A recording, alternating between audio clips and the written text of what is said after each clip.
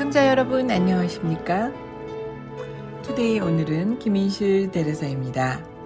여름과 함께 우리를 실은 더운 날씨는 7월을 넘어 마지막 더위가 기다리고 있는 8월을 향해 힘껏 달려가고 있는 듯합니다. 가끔 이런 생각을 하게 되는데요. 계절은 하나하나 분리된 봄, 여름, 가을, 그리고 겨울이 아니라 하나로 연결된 것 같다는 그런 생각 말입니다. 그래서 여름이라는 이 기차의 뒤쪽 어디쯤에는 가을이 매달려 있을 듯한 그런 느낌이 들고는 합니다. 더욱 더 더워지는 여름 날씨도 언젠가는 달리는 기차의 끝처럼 그 끝이 있을 거라 그렇게 생각이 되고요. 아직은 우리가 호흡하는 공기 속에 여전히 더운 자락들이 남아서 우리에게 여름은 많이 남았지 하는 메시지를 주지만 그래도 그 더운 계절의 끝자락에 시원한 다음 계절이 반드시 돌아올 것입니다. 우리 인생도 마찬가지라는 생각이 드는데요. 고민이나 근심, 걱정이란 긴 행렬이 우리를 감싸고 있는 듯하지만 언젠가는 그 끝이 있을 거고요. 그리고 여름이 지나면 가을이 오듯이 그 걱정과 근심 뒤에는 반드시 기쁨과 즐거움이 찾아올 것입니다. 여러분의 행복한 하루하루를 마무리하고 또 즐거운 새로운 날이 시작하는 이곳 김인실 대레사의 투데이 오늘은입니다. 오늘 함께 하실 글은요. 재미있게 말하는 사람이 성공한다 라는 제목에서 글을 찾아봤습니다. 재치 있는 입담은 듣는 사람을 즐겁게 할 뿐만 아니라 자신도 깨닫지 못하는 사이에 마음의 벽을 무너뜨리고 상대방을 설득하는 힘을 가지고 있습니다. 직설적으로 자신의 의견을 내세우고 주장을 펼치는 것보다 훨씬 부드럽게 상대를 끌어들이는 그런 것입니다. 감칠맛이라는 단어를 국어사전에서 찾아보면 이렇게 나옵니다. 음식물이 입에 당기는 맛, 마음을 끌어당기는 힘. 어떤 이야기든 입을 열기만 하면 사람들을 빨아들이는 힘을 가진 사람이 있습니다. 그런 사람에게 흔히 저 사람 참 감칠맛 나네 그런 표현을 합니다. 반면 아무리 재미있는 이야기도 싱겁게 만들어버리는 사람도 있습니다. 다 같은 이야기라도 감칠맛 나게 하는 조미료와 같은 역할을 하는 것이 바로 재치입니다.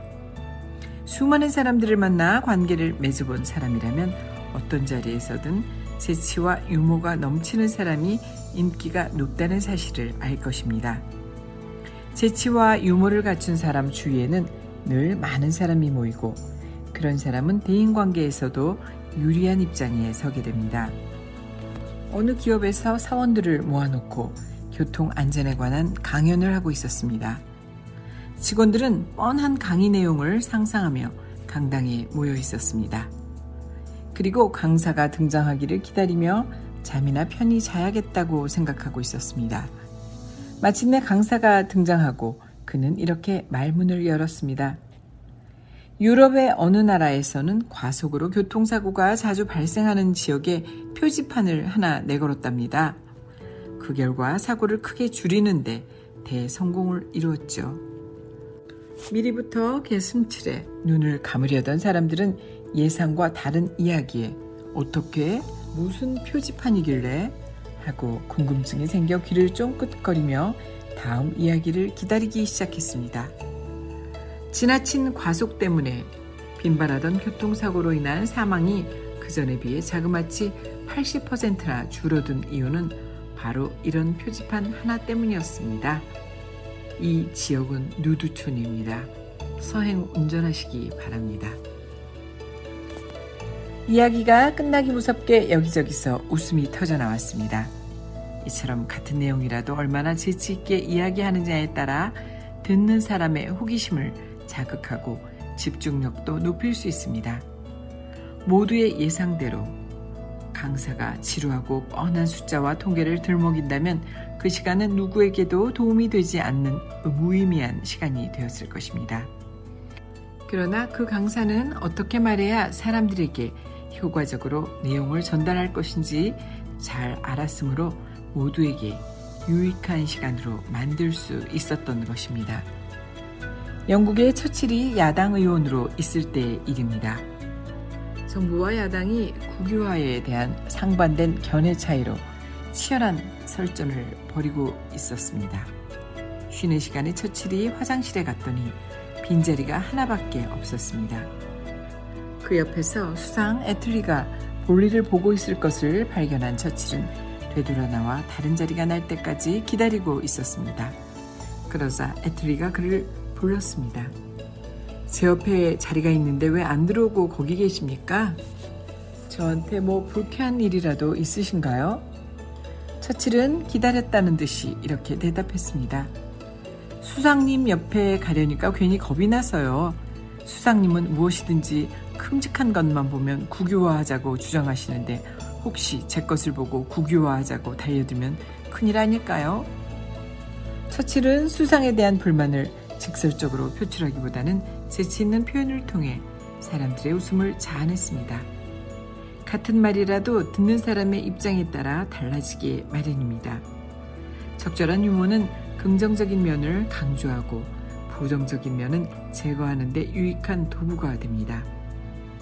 성공적인 사회생활을 하고 싶다면 재치와 유머 감각을 길러야 합니다. 직설적이고 간단하게 요점만 집어서 이야기하는 것은 누구나 할 수 있습니다. 이제는 양념을 더하듯 재치 있고 감칠맛 나게 말하는 사람이 성공하는 시대입니다. 그렇다면 말을 잘하는 사람은 특별히 타고난 것일까요? 그렇진 않습니다. 다만 다른 사람보다 친화력이 있고 변화무쌍한 주변 환경에 민감하여 일상적인 상황에서도 번뜩이는 감각으로 이야기거리를 찾아내고 배우기를 즐기는 사람일 뿐입니다. 이런 사람은 남의 말을 들어줄 자세가 되어 있으며 그것을 통해 새로운 경험을 쌓고 자기만의 것으로 승화시킬 줄 아는 것입니다. 그리고 그렇게 익힌 이야기의 소재를 실제 상황에서 활용하면서 끊임없는 단련을 거쳐 자기만의 노하우를 갖게 된 것입니다. 그런 사람을 우리는 달변가 또는 화술의 전문가라고 말합니다. 어떤 자리에서도 한 번도 자기의 의견을 스스로 발표해 본 적이 없고 자료 준비를 아무리 해도 발표 순서가 돌아오면 매번 입이 얼어붙는 곤혹스러운 기억만 가득한 사람이 화술의 달인이 되고자 도전을 한다면 무모하다고 해야 할까요? 언어 능력이 있는 인간이라면 누구나 화술의 전문가를 꿈꿀 수 있습니다. 그리고 얼마나 노력하느냐에 따라 화려한 변신을 기대해도 좋습니다. 현대사회는 정보사회라 해도 과언이 아닙니다. 눈만 뜨면 날마다 여기저기에서 온갖 새로운 정보들이 쏟아져 나옵니다. 화술에 대한 정보도 마찬가지입니다. 경험자들의 수많은 조언이 담긴 다양한 책에서는 물론 인터넷을 검색해봐도 원하는 정보의 80%는 금방 얻을 수 있습니다. 중요한 것은 그런 다양한 정보를 어떻게 활용하고 그것을 어떻게 검증받느냐 이것입니다. 활용은 개인의 노력에 달린 것이고 검증은 전문가에게 자신의 언어 습관을 평해달라고 부탁하는 것입니다. 자신의 언어 습관에서 잘못된 부분을 알아야 고칠 수 있을 뿐더러 장점도 찾아낼 수 있기 때문입니다. 나에게도 나쁜 습관만 있는 것은 아니라는 사실을 알면 자신감을 얻는 데 도움이 됩니다. 화술 전문가들이 중요하게 여기는 것은 청중이나 클라이언트 또는 고객의 마음을 움직이는 것입니다. 듣는 사람에게 감동을 주는 것은 이야기의 논리가 아니라 진심이 담긴 마음입니다. 상대방의 허를 찌르는 비유와 배려입니다.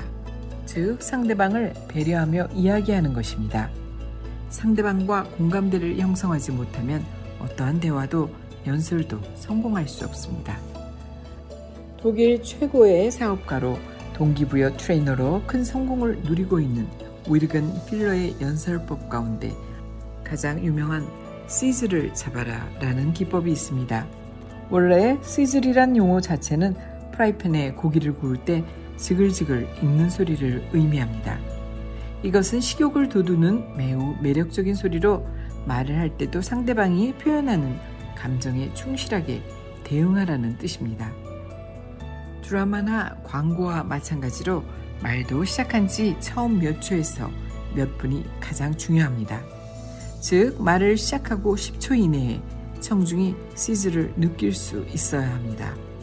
처음 10초 동안 청중의 귀와 눈을 집중시키지 못하면 나머지 시간 내내 진땀나는 연설이 될 수도 있습니다. 캐나다를 비롯해 영국, 일본 등지의 8천여 기업체에서 화술 관련 교육을 하고 있는 캐나다의 화술 전문가 마리온 위치는 자신의 생각을 프리젠테이션 하는 법을 특히 강조합니다.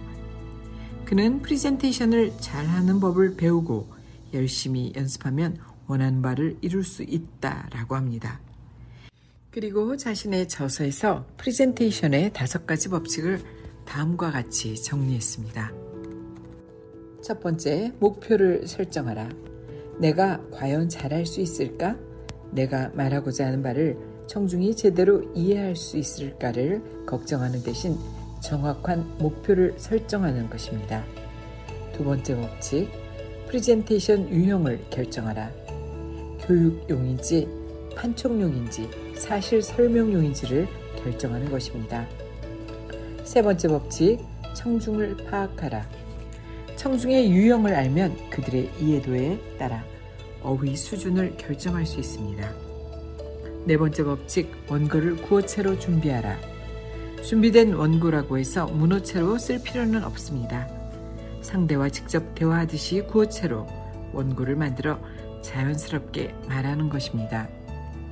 다섯 번째 법칙, 실제로 프리젠테이션을 해보라. 실전에 임하는 자신의 목소리와 호흡, 몸짓, 표정 관리 같은 구체적인 방법들이 제시됩니다.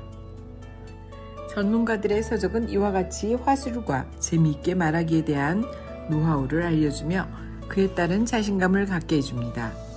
세상에 불가능한 일은 없습니다. 얼마나 노력을 했느냐에 차이가 있을 뿐입니다. 재미있게 말하는 사람이 되고 싶다면 오늘부터 세상을 바라보는 눈을 새로 뜨고 귀를 새로 열어 좀 더 열린 자세를 가져야 합니다. 이제는 침묵이 아닌 웅변의 미덕을 요구하는 시대입니다. 우리의 삶 속에서 효율이라는 것이 참 중요한데요. 가장 적은 노력이나 시간으로 가장 좋은 결과를 얻는 것, 모든 사람이나 사회가 바라는 것일 것입니다. 그것 못지않게 영향을 끼치는 것이 효과라는 것이기도 합니다. 사람의 표정 중에는 크게 나눠보면 웃는 것과 찡그리는 것, 두 표정이 있죠.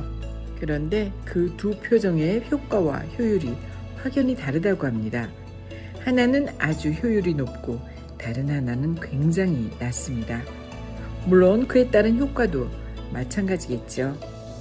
짐작하시듯 효율이 높은 건 바로 웃는 표정입니다. 사람의 표정을 만드는 건 얼굴의 크고 작은 근육들인데요. 웃을 때 사용하는 근육은 몇 개 안 되지만 찡그릴 때 많은 근육이 더 필요하다고 하는 연구가 있습니다. 그러니까 이왕 짓는 표정, 웃음으로 지어보면 어떨까 싶습니다. 물론 그 효과는 말하지 않아도 너무 잘 알 것입니다. 그래서 오늘은 그리고 다가오는 한 주는 좀 더 활짝 웃으면서 시작하면 좋을 것 같습니다. 김인실 대레사의 투데이 오늘은 여기까지입니다. 아직도 우리 주변에서 우리를 괴롭히는 코로나 바이러스의 전파가 많은데요. 너무 경미한 증상이라고 무시하지 마시고요. 항상 건강 조심하셔야 합니다. 열심히 달려온 이번 한 주 정말 수고 많으셨습니다. 행복한 8월에 건강한 모습으로 다시 뵙겠습니다. 함께해 주신 여러분 고맙습니다. 진행의 김인실 대레사였습니다.